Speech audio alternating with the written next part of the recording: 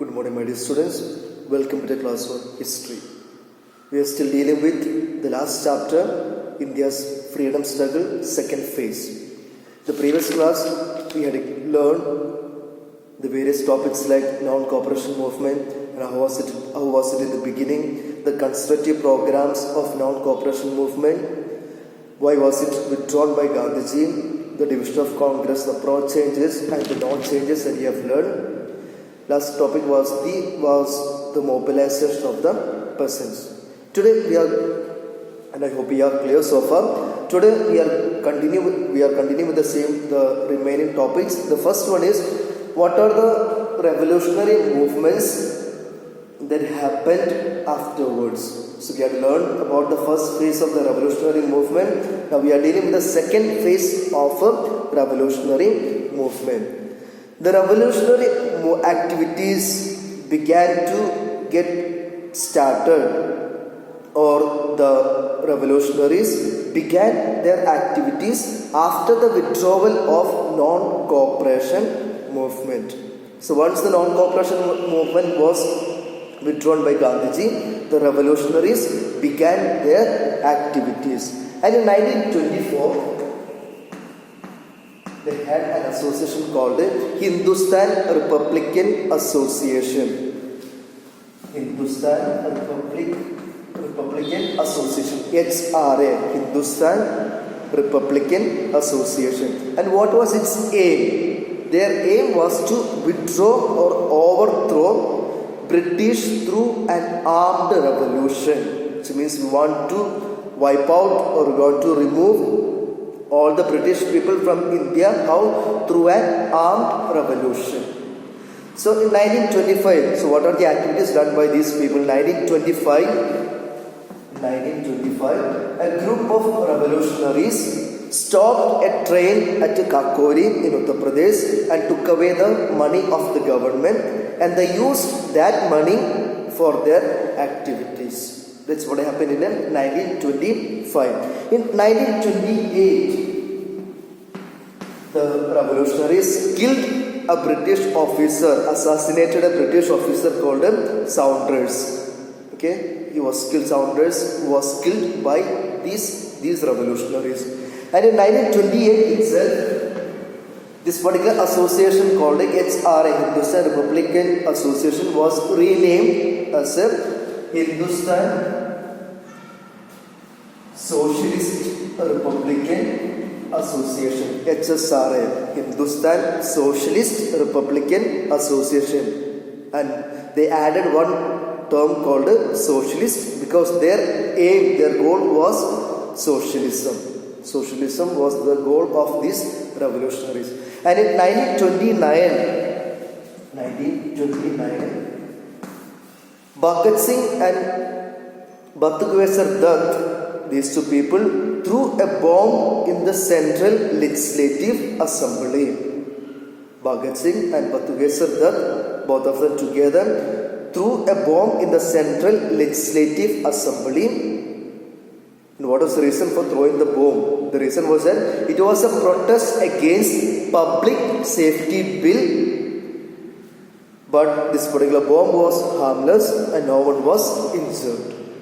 Okay? So that's what happened in 1929, April 8th. Bomb was thrown in Central Legislative Assembly. And this revolutionary movement was very strong in Bengal. And the young men they targeted unpopular police officers and magistrates. These young men of Bengal, they began to target or aim at the unpopular police officers and magistrates. And in 1930, what did they do? In 1930, Binoy Bose, Badal Gupta, Dinesh Gupta, three of them, killed Inspector General of Prisons in 1930. And one of the most important names to be remembered is the name called Surya Sen. He began Indian Republic Army in 1930, April 18th. And what did they do? They, in 1930, April 18, they occupied the police, the place where they gather, where they keep all the weapons. They attacked that particular place. What was the reason for attacking that particular place where they had kept weapons? Because they wanted to use those weapons against the British. So Surya Sen began something called the Indian Republic Army. And in 1930, April 18, they attacked the place where the weapon was kept, and they took those weapons to fight against the British. So that's about the Surya Sen. And next topic is the active participation by the woman. The woman also played very active role in revolutionary movement. How did they help them? They acted as messengers, gave shelter to the revolutionaries, and even they attacked the British officers. So they acted as messengers, gave shelter to the revolutionaries, and even attacked the British officers. And one of the important person is Preeti Leda Wadedar. Okay, Preeti Leda Wadedar became a martyr for this particular movement. And in 1931, March 25th, Bhagat Singh, Rajguru and Sukhdev were hanged by the British people. And Chandrasekhar Azad died fighting the British at Allahabad. So this is how the British people reacted to these revolutionary activities done by the people. So remember, these are the things about the revolutionary movement. The second phase of it, Hindustan Republican Association, HRA, later it was renamed as Hindustan Socialist Republican Association. And the important people like we have Surya Sen and the young men of Bengal, and the active participation by the woman. So these are the things that you need to remember with regard to this particular topic called revolutionary movement. I hope it is clear for you. If that is clear, let's move on to the next topic, that is Simon Commission. Simon Commission. And what does it mean? Simon Commission. In 1927 November, the British government appointed a commission for two things: for suggesting administrative reforms and to look into the working of the Government of India Act of 1990.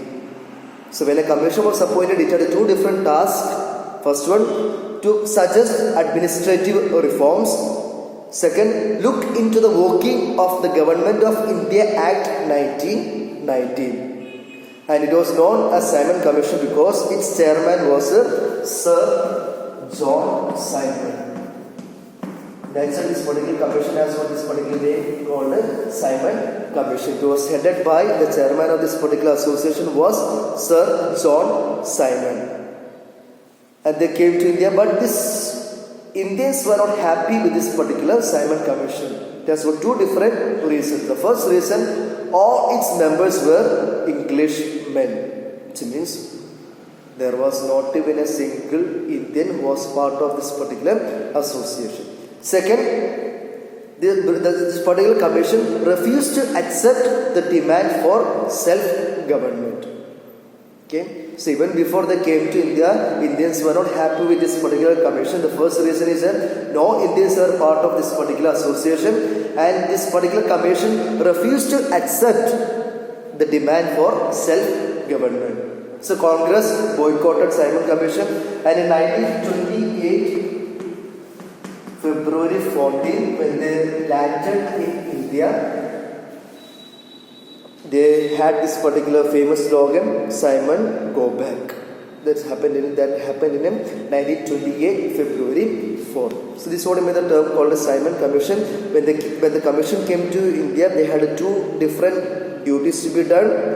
Indians were not happy, and they have got two reasons why they were not happy with this particular Simon Commission. Now let's move on to the next one, that is Purna Swaraj. Purna Swaraj.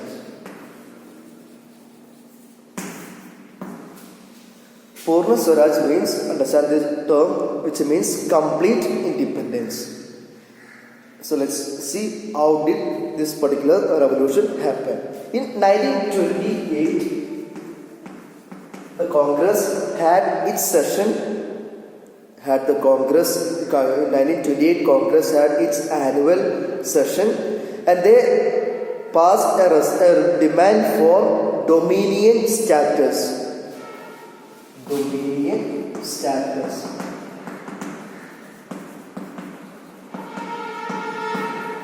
Dominion status means a government by Indians. Okay, we will have a government by Indians.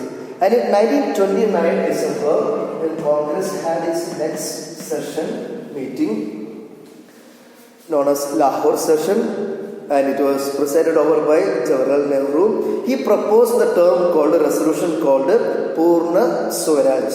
In 1928, they asked for a dominion status, which means a government by Indians.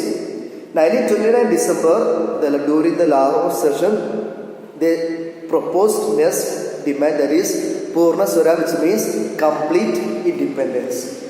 And the Congress asked its members to resign from the legislatures and not to participate in the elections. And this January 26th,